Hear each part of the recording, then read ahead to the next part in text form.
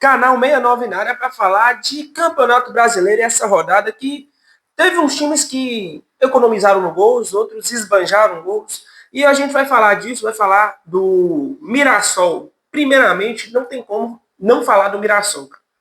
Não tem como você não falar de um time que pela primeira vez em sua história participa de uma primeira divisão de Campeonato Brasileiro e vem fazendo o que está fazendo aí. Gente, o Mirassol é um time que deveria ganhar um troféu, sei lá, inventa um nome de troféu, sei lá. Mano, pode inventar, inventa um nome de troféu e dá pro Mirassol, porque não é possível um time fazer o que o Mirassol tá fazendo, tá? O Mirassol é de longe, um dos melhores times da Série A no primeiro turno e vem mantendo no segundo turno também essa regularidade. E o time ganhou do Corinthians, ganhou de São Paulo, ganhou do Santos, empatou com o Atlético Mineiro, empatou com... Gente, é muito resultado. E detalhe, tá, só não está melhor posicionado porque empatou muito dos seus jogos. E lembrando que o Mirassol ainda tem 2 jogos a menos em relação a alguns times. Né, hoje está em sexto lugar com 36 pontos, 35 pontos. E 2 jogos a menos em relação a alguns times, que está acima ali. Meteu 5, gente, 5-1 no Bahia. O Bahia está num declínio preocupante, tá? O Rogério Ceni assumiu a culpa da derrota, mas fato é que o Bahia está num declínio, cara. Embora esteja na 4ª colocação e também tem 2 jogos a menos em relação a alguns times que está acima aí, é bem preocupante aí essa situação do Bahia, né? Que vinha mantendo a regularidade e agora tá começando a perder pontos importantes. Mas jogar na casa do Mirassol é muito complicado. E eles jogaram muito bem. E, sinceramente, surpreendendo cada dia mais. Cada dia mais o Mirassol surpreende, né? A gente teve também derby, tivemos Palmeiras e Corinthians, né? Palmeiras terceiro colocado, 43 pontos, 2 jogos a menos em relação ao Cruzeiro e um jogo a menos em relação ao Flamengo. Foi um jogo, boas chances para os 2 times, né? O Palmeiras começou muito bem, o Corinthians foi reativo, conseguiu o gol de empate ali. E para mim o mais curioso nesse jogo foi o gol do Corinthians não ter sido dado um gol contra, porque foi claramente um gol contra. E o gol foi dado pro jogador do Corinthians que fez o desvio ali, antes da bola pegar no defensor do Palmeiras e entrar pro gol. O Corinthians, 12º colocado com 26 pontos. O Corinthians está cumprindo a risca e os jogos, então não tem jogos a menos em relação aos seus adversários. E tá, o Palmeiras está chegando. O Palmeiras tem 2 jogos ainda para fazer, podendo chegar aí a 49 pontos. Então, assim, tá bem, o Palmeiras está bem no campeonato. O Corinthians está numa zona ali que não é muito... É uma zona que ultimamente o Corinthians tem acostumado a estar, mas não é uma zona muito confortável não, tá? Porque 12º você tem 26 pontos.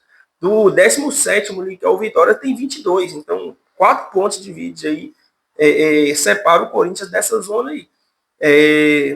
Próximo jogo eu vou falar aqui é Atlético Mineiro e Vitória, cara.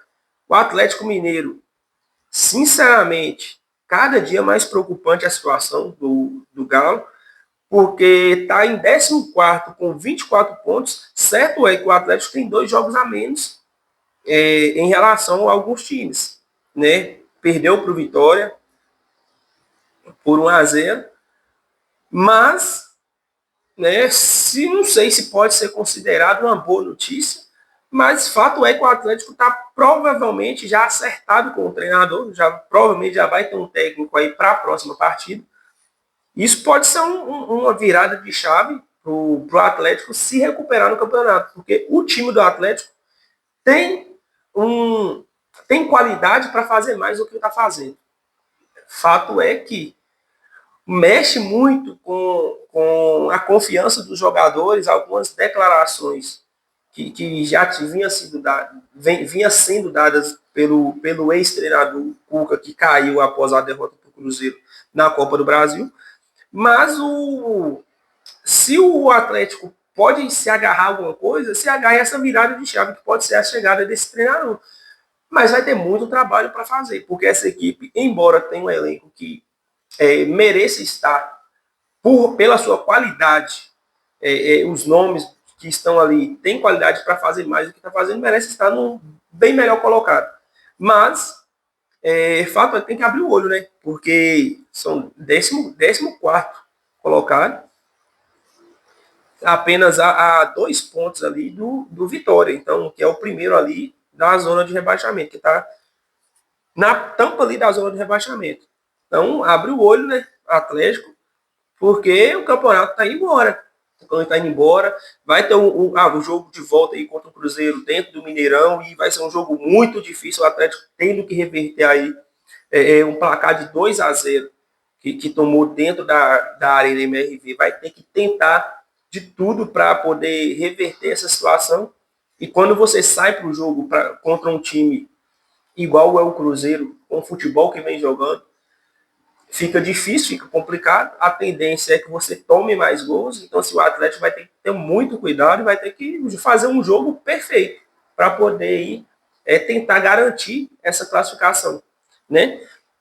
Próximo confronto, cara, Flamengo e Grêmio. Foi um jogo onde o Flamengo teve as melhores chances, criou mais oportunidades, mas tomou um gol ali no finalzinho, um gol de pênalti. E foi um tropeço, pode ser considerado um tropeço, pois estava diante da sua torcida, dentro do Maracanã, e o Flamengo não costuma desperdiçar esses pontos, né? Para o Grêmio, em contrapartida, foi um bom jogo, porque estava perdendo até o final do jogo e conseguiu o gol de empate. O Flamengo, primeiro colocado, 47 pontos, tem um jogo a menos em relação ao Cruzeiro e 2 jogos a menos em relação... Tem 2 jogos a menos em relação ao Palmeiras. Tá com 47 pontos. E assim, é o time a ser batido. A verdade é essa. E não é de agora, não é de hoje, não é de ontem, não é dessa temporada. O Flamengo vem sendo um time que vem construindo essa hegemonia. E está fazendo isso muito bem. É lógico, não vai ganhar todos. Por mais que tenha um elenco qualificadíssimo, não tem como você ganhar todos. Mas poderia ir ter uma melhor sorte aí e poder ampliar mais essa vantagem na liderança do campeonato. Né? O Grêmio, em contrapartida, 13º com 25 pontos, tem um jogo a menos em relação a alguns times que estão acima. O Grêmio vem tentando essa retomada, recuperar a confiança, recuperar o bom futebol, para poder sair aí dessa zona incômoda, que é essa, a partir do 10º ali, gente, você já tem uma diferença de pontos muito pequena em relação aos times que vêm depois, né? Porque o Grêmio está em 13º com 25. Aí você vai lá em 16º, 15º, 6º e 7º, estão 22 pontos. Então são 3 pontos que separam. Então é uma vitória. Já pode mexer, uma derrota já pode mexer nessa parte da tabela, beleza? Então, assim, o Grêmio tá buscando aí essa retomada e espero que consiga aí, cara. Consiga aí para que não volte a figurar entre os últimos colocados. Outro confronto que tivemos também, Fluminense e Santos, jogo que terminou em 0-0. O Fluminense, nono colocado, 28 pontos, 2 jogos a menos em relação a alguns times. O Santos, 16º com 22 pontos, um jogo a menos em relação a alguns times também que estão acima e estão abaixo. 0-0 o jogo, foi um jogo para mim, mereceu o 0-0, porque nenhum dos dois times criaram tanto para poder sair com a vitória, né? Teve, lógico, algumas chances para um e para outro. Uma hora esbarrava no goleiro, Fábio fez uma defesa impressionante, mas não achei que foi um confronto que merecesse. 1-1 poderia ser um placar mais justo, mas o 0-0 também não está nada fora do normal, já que os dois times não criaram tantas oportunidades assim. Foi um jogo que, para mim, ao meu ver, foi melhor para o Santos, porque o Santos parece um Santos mais confiante. O Guilherme teve as suas ações ali mais nítidas, então dá para ver que está tendo uma tentativa de recuperação do futebol do Guilherme, né? O que muita gente duvidou após aí as ameaças que ele vem sofrendo por causa do seu desempenho, né? Mas, dito isso, o Santos fez um jogo até razoável, pelo que já vinha fazendo antes. É um jogo que teve uma melhora, teve uma evolução. E o Fluminense tem que abrir o olho, né? Porque o Fluminense está deixando pontos importantes. Tem aí a Copa do Brasil, e não sei se vai colocar todas as suas fichas aí na Copa do Brasil, mas não dá para desprezar o Campeonato Brasileiro, né? Só reforçando, nono colocado, 28 pontos, com 2 jogos a menos em relação a alguns times. O Santos, 16º, com 22 pontos, um jogo a menos em relação aos outros times. E lembrando que o 16º, né, que é o Santos, o 15º e o 17º, tem a mesma quantidade de pontos ali. Outro confronto, né, Vasco e Sport. O Vasco, também buscando essa reabilitação no campeonato, está em 15º, 22 pontos, um jogo a menos em relação a alguns, venceu o Sport. E o que é preocupante é que o Sport, cara, é o pior time disparado do campeonato. É um time que praticamente, provavelmente, estará na Série B do ano que vem. E o Vasco consegue tomar 2 gols do Sport. Sim, o Vasco está buscando essa reabilitação, está tentando ir maneiras de poder sair dessa região incômoda que é essa 13º, 14º, 15º, é muito incômodo. O Vasco tentando sair daí. Ele sabe que o Vasco tem uma história muito complicada com a zona de rebaixamento. Geralmente, quando o Vasco chega muito perto, é difícil para poder sair e deixar essa zona, mas o Vasco está tentando. O Sport, como eu disse, 20º colocado apenas 10 pontos. Isso aqui a gente está na 22ª rodada, menos de 1 ponto por rodada o Sport conseguiu ir. Então, assim, é um time que já está rebaixado, provavelmente, tá? Inter e Fortaleza, o outro jogo que a gente teve aí. O Inter venceu o Fortaleza por 2-1 e está tentando deixar de oscilar tanto. Ganha uma, perde uma, empata. Perde, ganha, empata. Está tentando uma sequência o Internacional para poder chegar um pouco mais perto aí dessa galera que está brigando aí por vaga na Libertadores, né? Porque a gente já tem aí, ainda tem time brasileiro na Libertadores, tem time brasileiro na Copa do Brasil e tem time brasileiro na Sul-Americana, então esse G6 pode ser que vire, né, um G9. Talvez, então, se o Inter está buscando aí subir mais na tabela para poder pescar uma vaguinha dessa aí na Libertadores do próximo ano. O Inter tá em 10º colocado, com 27 pontos, tem um jogo a menos em relação a alguns times que estão acima e abaixo. O Fortaleza está fazendo um campeonato sofrível, 19º vice-lanterna. E é estranho, porque o Fortaleza vinha bem na temporada passada, por exemplo. Então, se o Fortaleza conseguir ali, né, nas mãos do Voivoda, conseguia vitórias, sequência de vitórias, conseguia resultados bons. E agora o Fortaleza está nessa maré de azar, sendo o segundo pior time, somente atrás do Sport. Fortaleza está com 19, está em 19º com 15 pontos e tem menos um jogo, né, em relação aos outros times que estão acima da sua posição ali. Tivemos também Ceará e Juventude. O Juventude venceu o Ceará. Ceará 11º com 26 pontos. O Juventude 18º com 21 pontos. E o Juventude também é outro time que, pela sequência, pelo que vem produzindo, corre seriamente o risco de estar na Série B do ano que vem. Ainda mais que o Fortaleza, tá? Ainda que o Fortaleza esteja ali em 19º e o Juventude esteja em 18º, mas eu acredito que a chance do Juventude cair para a Série B é maior do que a do Fortaleza. Porque o Fortaleza, eu acho que tem mais time, tá?